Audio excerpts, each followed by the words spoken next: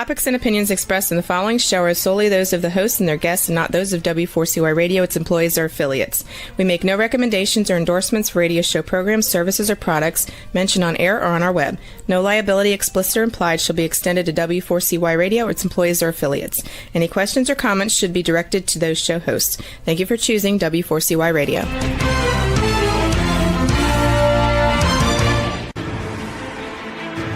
What's working on purpose anyway? Each week, we ponder the answer to this question. People ache for meaning and purpose at work, to contribute their talents passionately and know their lives really matter.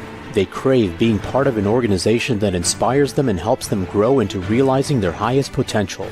Business can be such a force for good in the world, elevating humanity. In our program, we provide guidance and inspiration to help usher in this world we all want, working on purpose. Now, here's your host, Dr. Elise Cortez.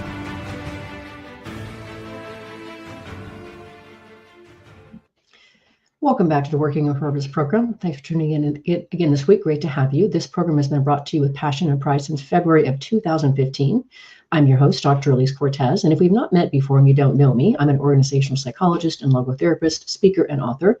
My team and I at Gusto Now help companies to enliven and fortify their operations by building a dynamic, high-performance culture and inspirational leadership activated by meaning and purpose. You can learn more about us and how we can work together at gusto-now.com or my personal site, elisecortez.com. I have a very special surprise for you for this evening's conversation. This is going to be your early Christmas present. We have with us today Richard Barrett, a globally recognized thought leader in values-based leadership, cultural transformation, personal development, and the metrics of personal, cultural, and societal well-being.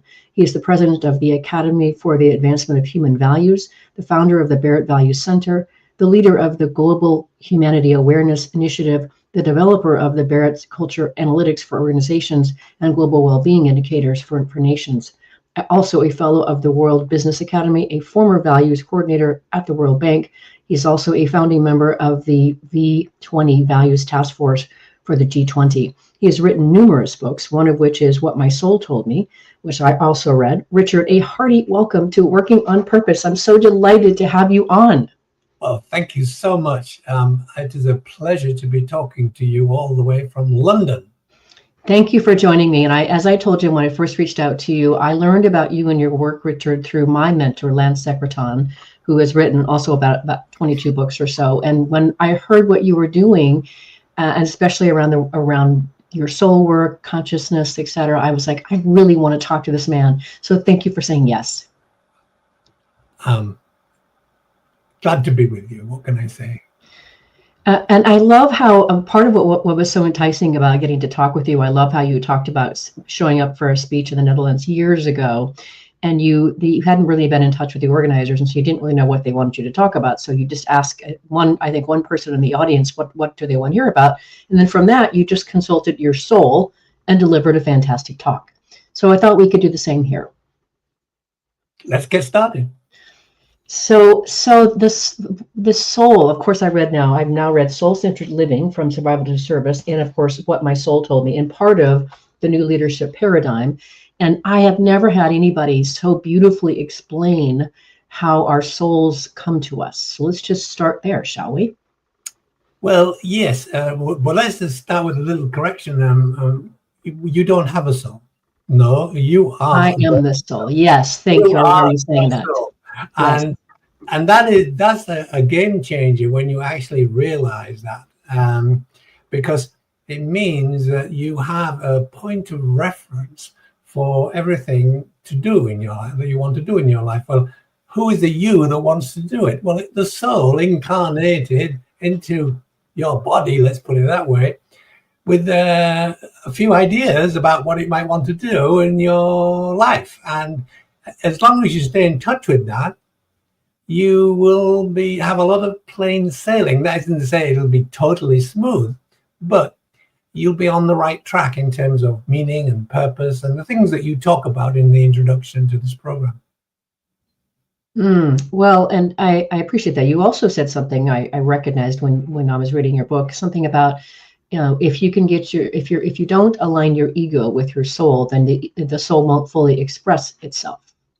Yes, well, the ego is very helpful in many ways, and it develops during the first 20 years of your life, and it identifies with the body, and it lives in a particular culture or experience and a family setting, and it has needs, and the needs are to survive, feel safe, and to feel secure. So during those first 20 years, that's what you're focusing on. That's what the ego is focusing on.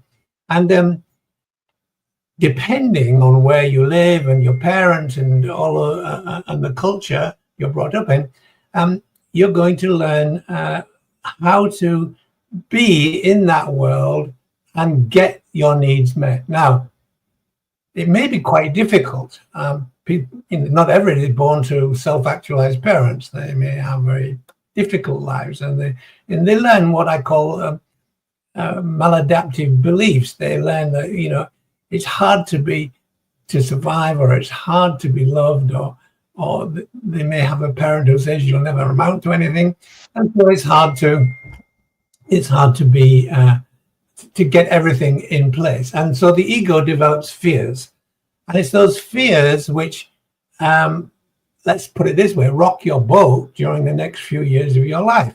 And it's the fears that prevent the soul from showing up, because the energy of fear cannot mix with the energy of love. The energy of love is the energy of the soul, and the fears of the ego get in the way. So the first job to do, as soon as you begin to realize that you can self-actualize and you can self-realize, is to identify what these fears are that are holding you back and try to master them, and or get over them.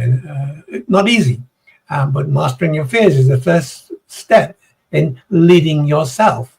We're talking about leadership here as well. And so leading yourself is, well, how am I going to lead myself if I can't get in touch with my essence? And my essence is my soul, and my soul knows why it came, what its mode of self-expression is, what it wants to do. And so you have to try to get over those fears, to allow that space for self-transformation in order to become what eventually would become one with your soul. As I say, in what my soul told me, eventually you become one with your soul, but there's a journey in there. The journey starts with being aware of your soul, connecting with your soul, befriending your soul, trusting your soul, and finally becoming one with your soul. Mm-hmm. A couple of things that spark from that, Richard. One is that I believe that you referenced David Hawkins' work in your book, his map of consciousness. Yes. I'm very into consciousness, very much. And I'm writing a new book right now about becoming conscious. Yeah, and it's very much a topic of interest for me too. And I had come across his work. In fact, I've now read 2 of his 9 series of books. Just a lot to go through. I'm in this, Richard. You can see why I reached out to you. I'm like, I got to have this man on. And when your next book comes out, we'll have to have you come back on and talk about that. But so the idea of, when you mentioned before, fear and love can't coexist, and I appreciate that on his map of consciousness, fear is like on the scale of 0 to 1,000. What is it, like 150 or something like that? 200, yeah. And love is at like 500 or something. Is that correct? Yes. Yeah. So then the other thing I would love for you to do for us, Richard, is if you could generate, as you did in the book, you talk about, if I have this, something about, our soul thrusts itself onto our physical being. So you talk about like the 3rd and the 4th dimensions or something like that. Could you explain that?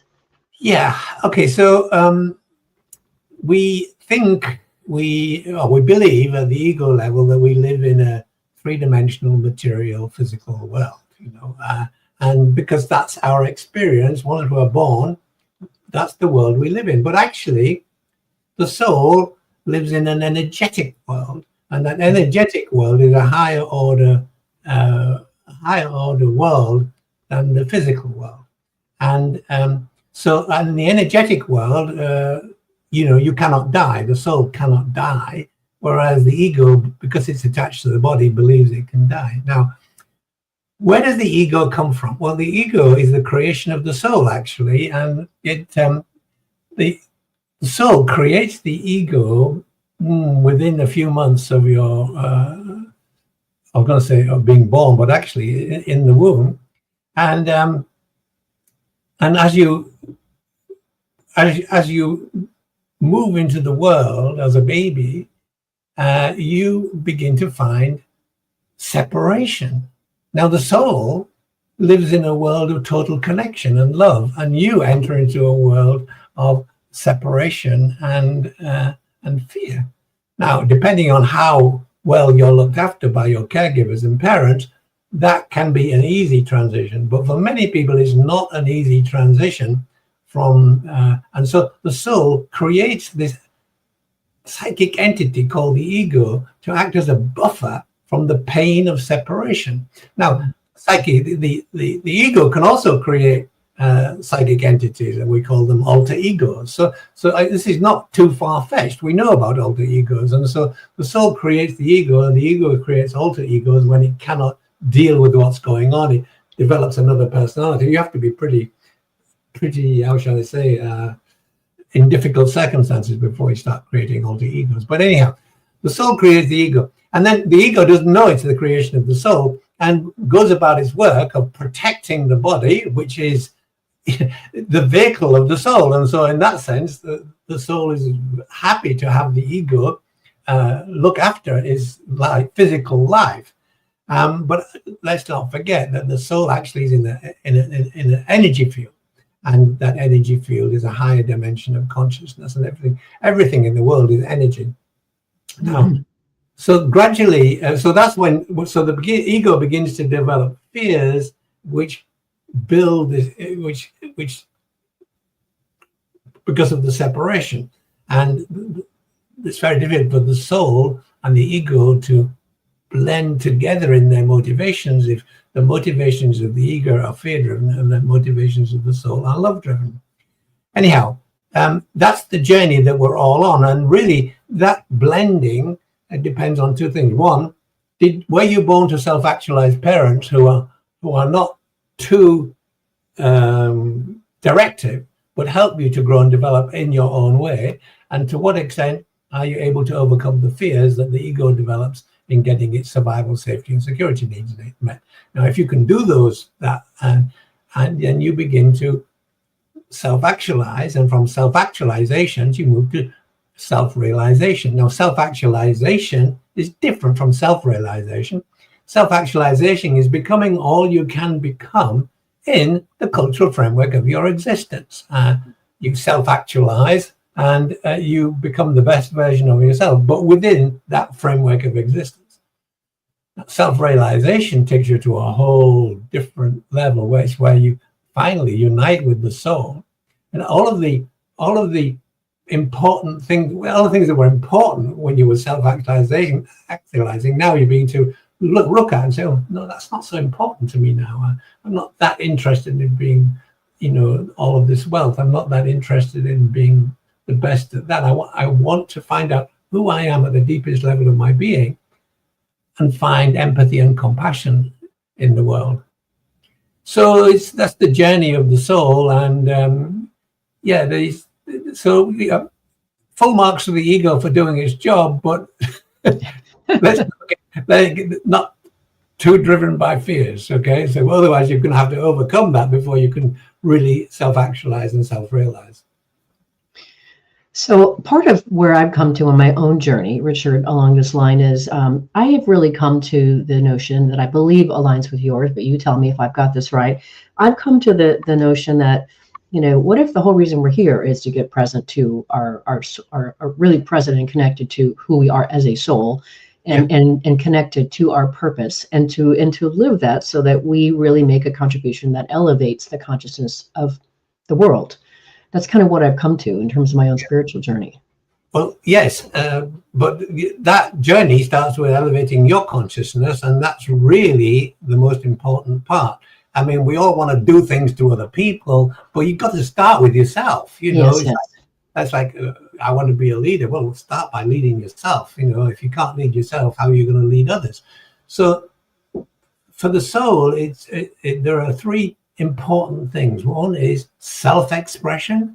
Secondly, connection, so you can make a difference. And then contribution to society. And so these are the upper levels of consciousness. After you self-actualize, you begin to move into your self-expression, connection, and contribution. And as long as you can do that, your soul will flourish and you'll find joy in your life. Whereas if you're still trying to get your ego needs met, you might be happy one day when you get a promotion, but the next day you've completely forgotten about it. Or you want a new car and you get happy when you get the new car, but the day after or 2 days later, you've forgotten about it. That happiness is the shortest lasting emotion there is. Whereas joy, which comes from the fulfillment of the soul's desires, is the longest emotional experience. So delightful. I want to comment on what you said here, but let's grab our first break. It comes by so fast. It's amazing. I'm your host, Dr. Elise Cortez. We've been on the air with Richard Barrett, a globally recognized thought leader in values-based leadership, cultural transformation, personal development, and the metrics of personal, cultural, and societal well-being. We've been talking a bit about his work, especially anchored in the realm of the soul. After the break, I will comment back on what he just talked about with soul and joy, and we'll also talk about the people that actually don't believe in this business. We'll be right back.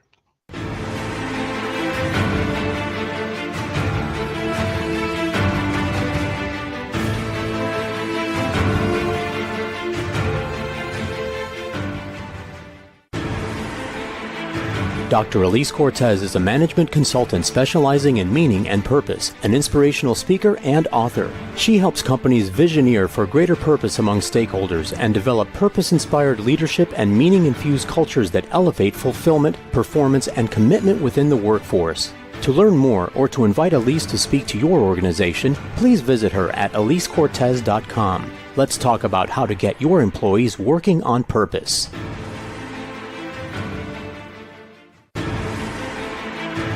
This is Working on Purpose with Dr. Elise Cortez. To reach our program today or to open a conversation with Elise, send an email to Elise, A-L-I-S-E, at elisecortez.com. Now, back to Working on Purpose.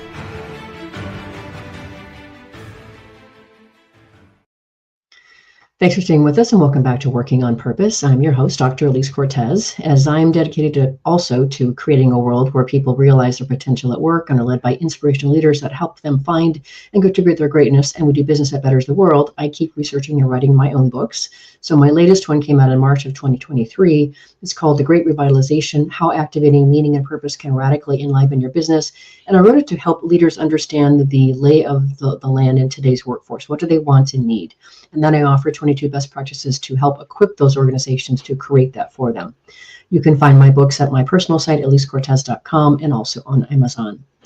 If you are just now joining us, my guest is Richard Barrett, who has authored numerous books, including What My Soul Told Me and The New Leadership Paradigm, Leading Self, Leading Others, Leading an Organization, Leading Society, to name just a couple. So I promised I would respond back to what you were saying before we get on the break here, Richard, that I just thought was so interesting about this notion of expressing the soul, and I believe you talk about this as inspiration. Yes. But I remember very distinctly, Richard, I had started teaching college here at University of Phoenix and Southern Methodist University in 2011. And I got so electrified to be back in the world of academia again. And I was teaching various psychology courses. And I just was like, there was something in me that just said, Elise, you have to go back and expand on your your doctoral research on meaning and work and identity. And it was such a governing call. Like I just could not resist it. And I gave myself over to it. And the rest, shall we say, is history, because that is really what set me on this path that I'm on today, where I'm squarely in the meaning and the purpose camp. And it was totally me being obedient to that inspiration, that message. So what you're saying to me is, you first of all, you got a soul impulse. You surrendered to that impulse. Yes. And your life changed. Yes. Yeah. Yes. And that happened to me many years ago, over 20, 30 years ago. I was still at the World Bank, but I was already teaching personal transformation, and I was doing a workshop in Boulder, Colorado, on finding meaning and purpose in life, which is your bailiwick, what you do. And so somebody said to me the last afternoon, so what's your purpose? Well, that was a fair enough question, and I had a well-rehearsed answer, which was I'm an internationally recognized speaker and author on personal and organizational transformation. Now, I wasn't, but that was my intention, if you like. Now, when he asked the question, I could not think of those words. The words would not come to me. And it was very embarrassing. And I just closed my eyes for probably 5 or 6 seconds, which is a long time when you've got somebody in front of you who's asking you a question. And out of my mouth came the words, and I'm an architect of global transformation. Now, I'd never said those words. I'd never heard those words.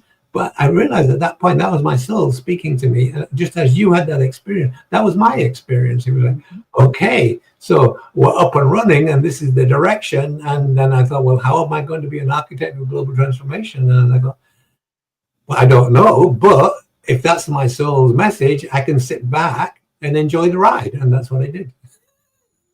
I just think it's delightful. Of course, I'm wanting more and more people to become unleashed, if you will, from the tackles, the shove, or other things that prevent them from being able to express that soul. So to that end, Richard, let's talk about values. Values are very, very, very important in your world and work. And speak to us a bit about why are you so anchored in the world of values? So, well, that was basically during when I left the World Bank as a transportation engineer and became a transformation engineer, let's put it that way. I do remember that in your book. I love that. That's what I focused on. I focused on extending Maslow's model and creating a tool for measuring value so you could actually measure culture in an organization. And over 20 years, that just mushroomed and grew and now is used all over the world by major companies. And it's a tool for measuring culture and deciding what type of culture people want in the organization. So why values? Okay, so because when we grow up in a world of beliefs and subconscious beliefs and conscious beliefs. Now, beliefs are may or may not be true. But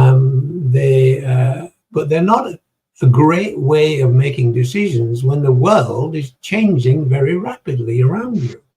And so you need something much more significant to anchor your decisions. And to anchor your decisions in your values is a much better way to go than anchoring in your beliefs. Your beliefs may be true or may not be true. I mean, one time we believed the earth was flat. And so if you made decisions based on the world was flat, you were not going to get very far because you sailed off the edge of the world. Now, so I believe that we should shift from belief-based decision-making to values-based decision-making.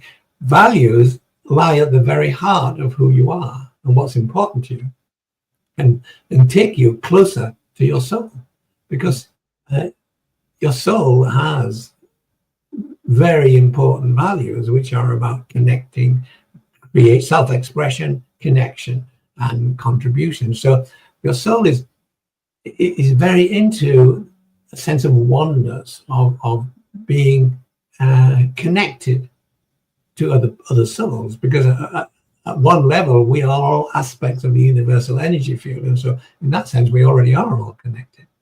So values are what I realized was I talked about values in organizations and went to organizations all over the world and made speeches about values. I understood that I was actually talking about the soul, although I didn't broadcast that, although my second book was called Liberating the Corporate Soul. And in that book, I explained this method of measuring values. But I didn't go too deeply into it at that time. I'm going back 20 years now. Mm-hmm. But now I do believe that we all have a shared set of values which have to do with creativity, self-expression, connection, empathy, compassion, and they all originate from the depth of our being, from the soul. You know where it gets really interesting for me now, having had you generate that around values, is I am schooled in logo philosophy or logotherapy, Dr. Viktor Frankl's work, which is existential psychology, of course. And so that puts forth, logo philosophy puts forth the idea that our main concern as humans is finding meaning, and that we have three sources of meaning available to us. That is our creative contributions, the experiences and encounters that we have, and our attitudinal mindset. And all of those situations are registered for meaning according to your value system. So what you find meaningful will be different from what I find meaningful, right. Because our values are different. And then so it's very, very, very interesting. And so if you follow that arc to your work around values, right? So I do a lot of work in organizations helping people to understand their values, and I'm amazed how little people are. I meet people and their lives are totally changed because they've just discovered their values and they're 50 years old. Right? Exactly. It's amazing. It's just amazing. And then I'm so grateful I get to do that. So if you could comment a bit about this notion of how your work around values either speaks to or doesn't speak to the world of logotherapy and how we situate meaning. Yeah. So there are quite a few things you said there, which I want to pick up on. I do believe that is true, that we are looking for meaning and purpose, but most of the world is not there because they haven't got their ego needs met. They have struggled to survive. They struggle to find love and be accepted, and they struggle to be acknowledged. And these are the needs of the ego. And practically 80 or 90% of the world, that's where they are. They haven't got to meaning and purpose yet because they haven't been through that individuating stage. Now, to get through the individuating, first of all, you've got to meet your ego's needs. And so I do believe that the big task that we have is to help people to find or live in a society where they can get these needs met. Now, one of the few places on the planet where this is true is in Scandinavian countries, where they got onto this idea many years ago in the mid 1800s and taught people personal growth and created cultures where everybody benefits. So people in those countries, and you're going to laugh at this, they enjoy paying taxes because everybody benefits. Compare that to America and the UK. Nobody enjoys paying taxes, but in Scandinavia, they enjoy it because it lifts the whole of society. Now, you see, that's a different value system. I call that people awareness. In the USA, you live in a worldview of wealth awareness and what I call nation awareness. And actually, the worldview in the USA is descending even to a lower level in recent years. And so that is true in some European countries, it's not just the USA.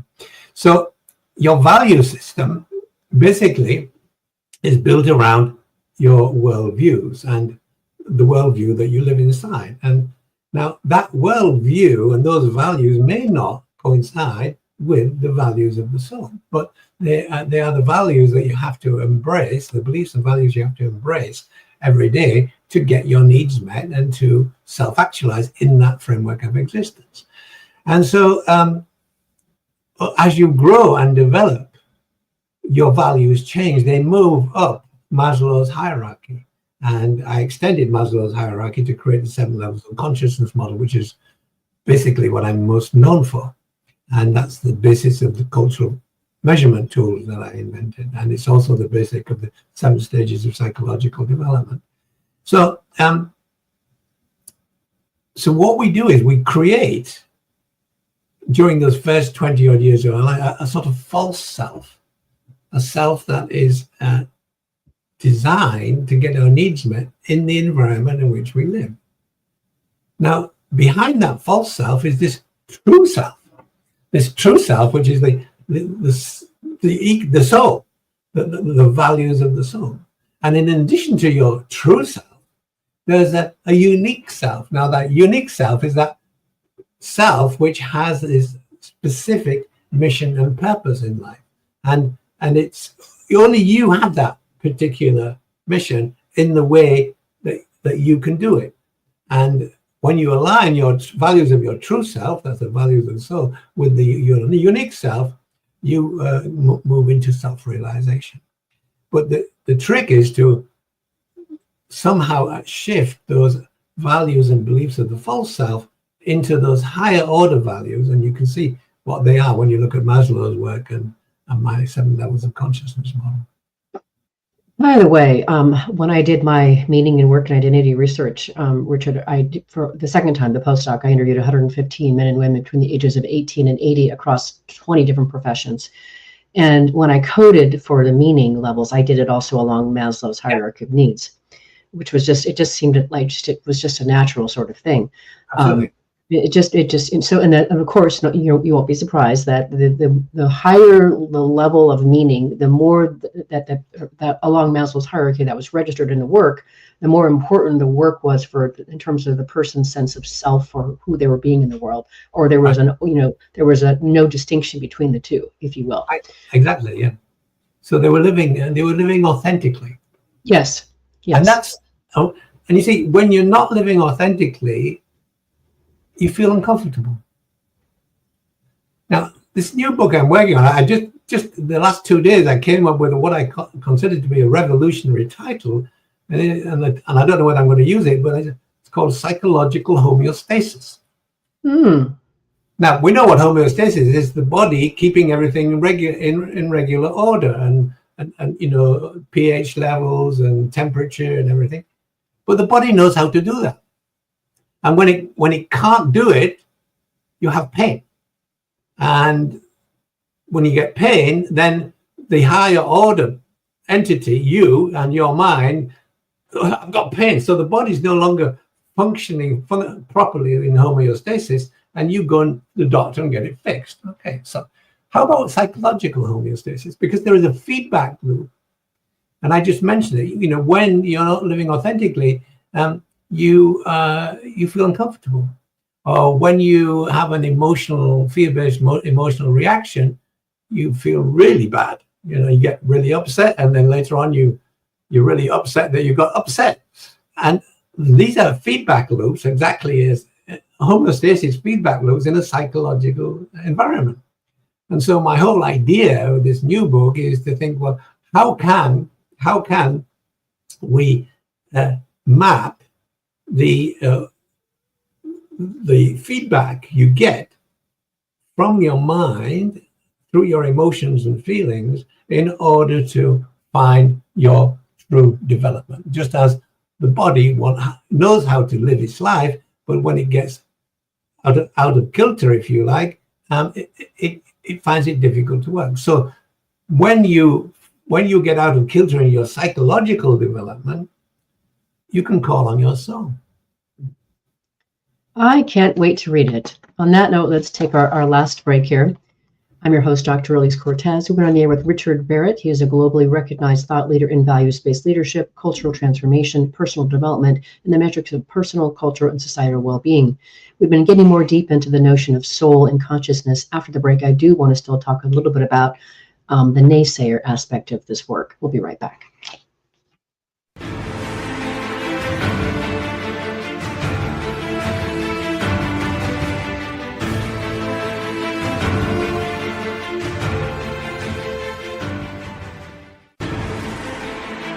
Dr. Elise Cortez is a management consultant specializing in meaning and purpose, an inspirational speaker and author. She helps companies visioneer for greater purpose among stakeholders and develop purpose-inspired leadership and meaning-infused cultures that elevate fulfillment, performance, and commitment within the workforce.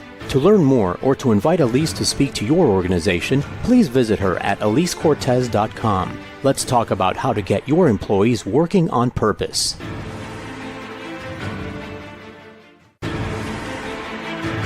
This is Working on Purpose with Dr. Elise Cortez. To reach our program today or to open a conversation with Elise, send an email to Elise, A-L-I-S-E, at elisecortez.com. Now, back to Working on Purpose.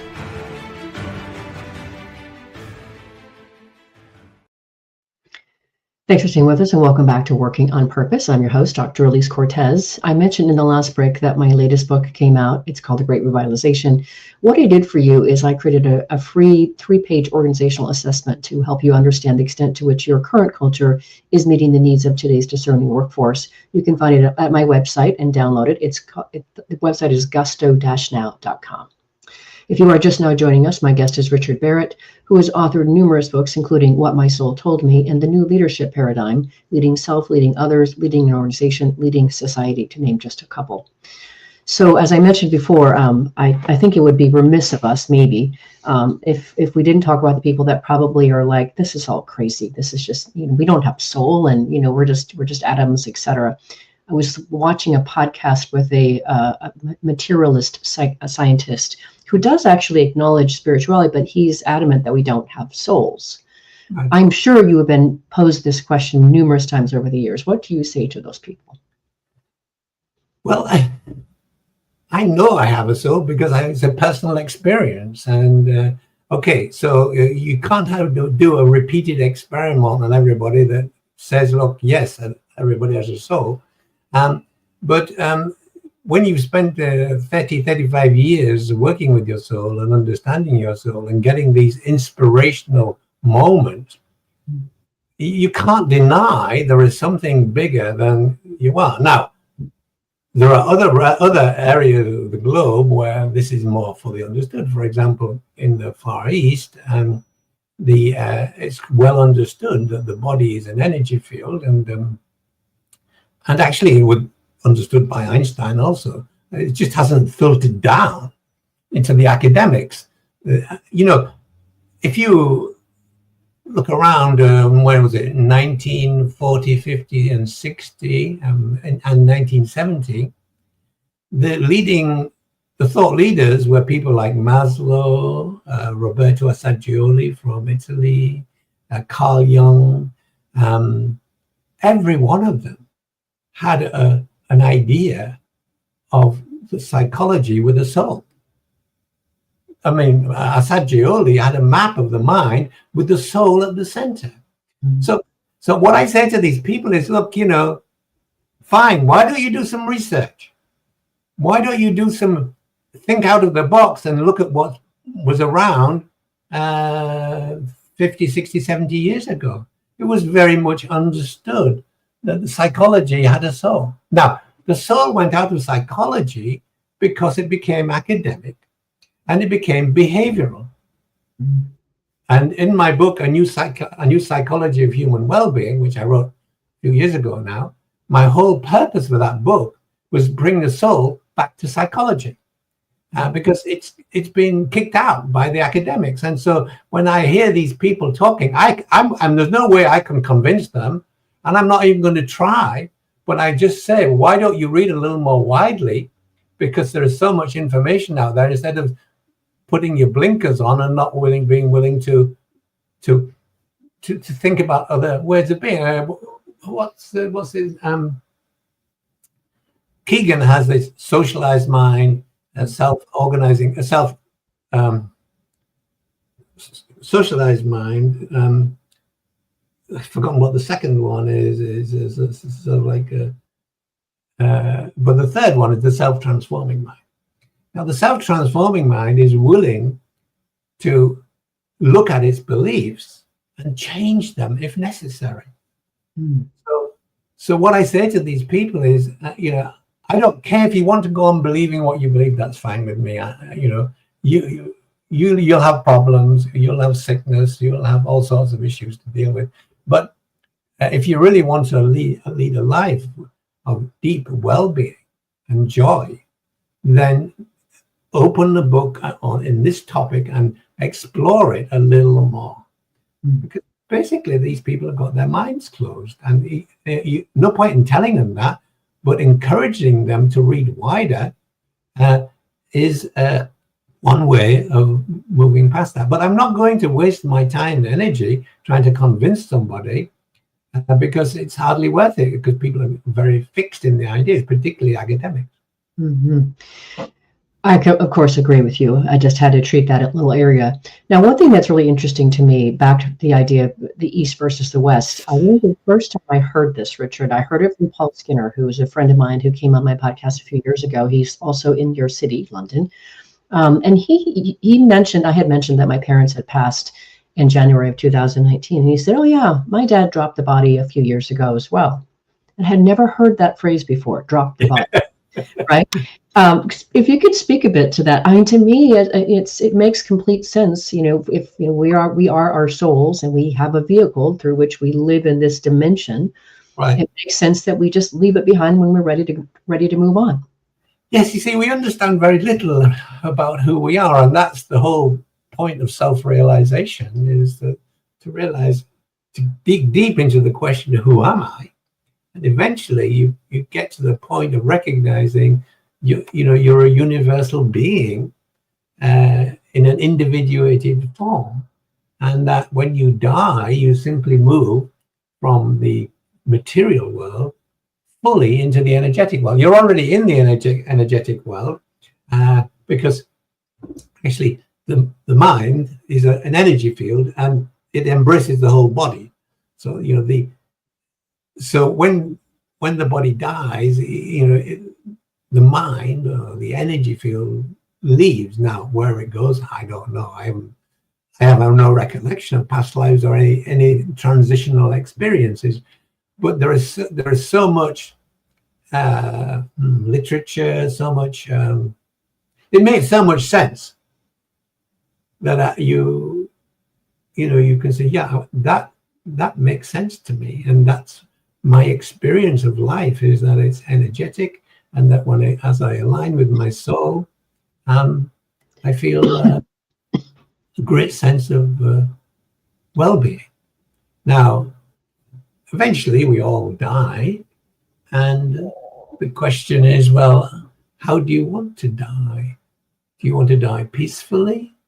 Do you want to die with regrets? Do you want to die painfully? Sometimes we do die painfully, but the question is, are you at ease with the idea of leaving behind the body, as you put it? Are you at ease with that idea of leaving behind your body? It's a difficult idea to get used to. Mm-hmm. I'm nearly 80 years. Next year I'll be 80 years old. And so my mother lived to be 100. And in many ways, she had a small life. What do I mean by that? She never had a driving license. She never had a passport. She lived in a local community. She was the cleaner at the local Methodist chapel. She arranged flowers. She made the chapel beautiful for people. And that was her life. And she self-expression. And she lived in the community and made the community feel better when they came to the chapel. And she lived to be 100. Mm-hmm. I want to do that. Mm-hmm. I want to make people feel better. I want them to feel good about who they are. And so... so do I. And so I think, I was just thinking when I was working on my book this morning, there are three areas where we build our self-esteem. You can build self-esteem through power, and you don't have to look too far in America to find that. You can build your self-esteem through authority, and you can build your self-esteem through influence. And I think people like yourself and myself, one of the reasons that when we're younger, we feel good about ourselves is because we're able to influence things. Later on, you don't care about self-esteem. It's like, what? I don't know. I'm not interested in self-esteem. I'm a whole person. I don't have to get feedback from the world that I'm a good person. I don't need that. I know I'm a good person. I know I'm a soul having a human experience. But in the earlier years and the middle years, these are the three of the areas where we derive our self-esteem. And I was thinking, I think I would tick the box on influence if I had to. But actually, I think for me, my self-esteem, if I really have any self-esteem, is like I embrace love, basically. And when I go and speak in organizations, to the leadership team or to the whole company or whatever, as I walk onto the stage, I get the organizers to play the Beatles tune, All I Need Is Love. I loved it when you said that in your book. Yes, I think that's delightful. Yeah, so I walk onto the stage and everybody's going, all you need is love. Blah, blah, blah, blah. And it's like, I've set them up. I've set them up to receive the words that are going to come from my soul. And it's true. It's like, can you bring love into the workplace? In your relationships with other people? I know sometimes people have to be sacked and things happen about cutbacks, etc. But can you do that with love? Yeah. is my question.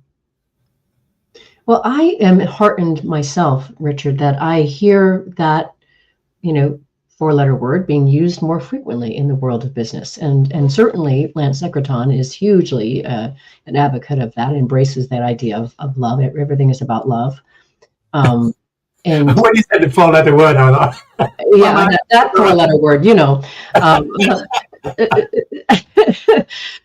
So I'm encouraged by it, Richard, that it's becoming more normative, if you will, to talk about love in the world of business.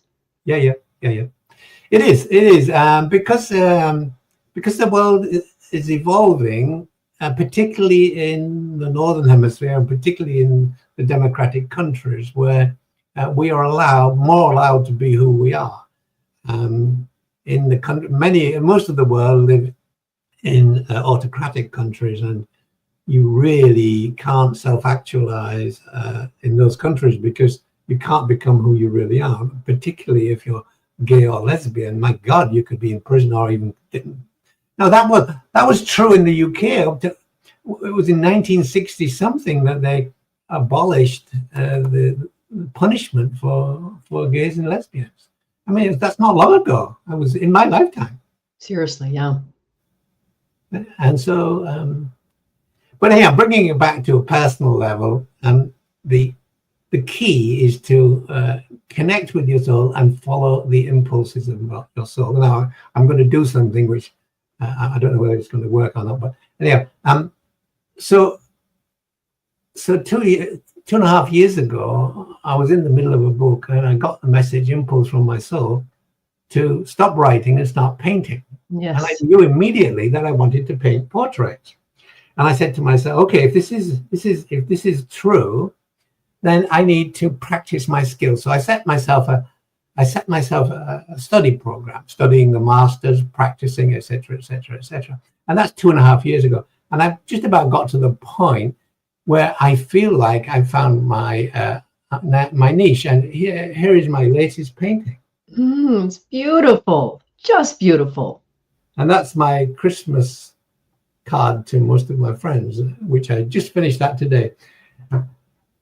So I do believe that when you follow your soul impulse and you apply yourself, now there's the key, you have to apply yourself, you can do and become anything that your soul wants to become. As you found out when you went to the university and had that experience or that impulse to study what your dissertation had been about. Oh, Richard, so we've come to the end of the show already. It goes by so fast. This program is listened to by people around the world who really are interested in elevating their own experience and performance as a leader and creating and being part of organizations that really are elevated in consciousness. What would you like to leave them with? Well, I think I'd like to leave with the thought that there is a pathway to enlightenment or to this higher way of being, and it's important to follow your journey, be on your journey, and to have an open mind, to be willing to read very widely, because there are many paths to enlightenment. There are many paths, but you have to find your path, and so the other two things are examine your values, as you pointed out, but more importantly, understand your fears and how are they contributing to your well-being. Can you let them go? What a gift you are. This is our Christmas gift to our listeners and viewers. You are my Christmas present, Richard. I'm so grateful to know you, and I look forward to reading your next book and certainly having you come back on. Thank you for coming on Working on Purpose.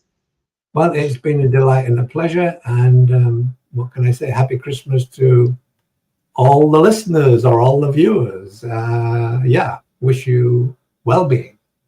Thank you, Richard. Listeners and viewers, you're going to want to learn more about this amazing man, Richard Barrett, his work and his books. And the one thing you can do to start that process is go to his website. It's barrettacademy.com. So BARRETT academy.com.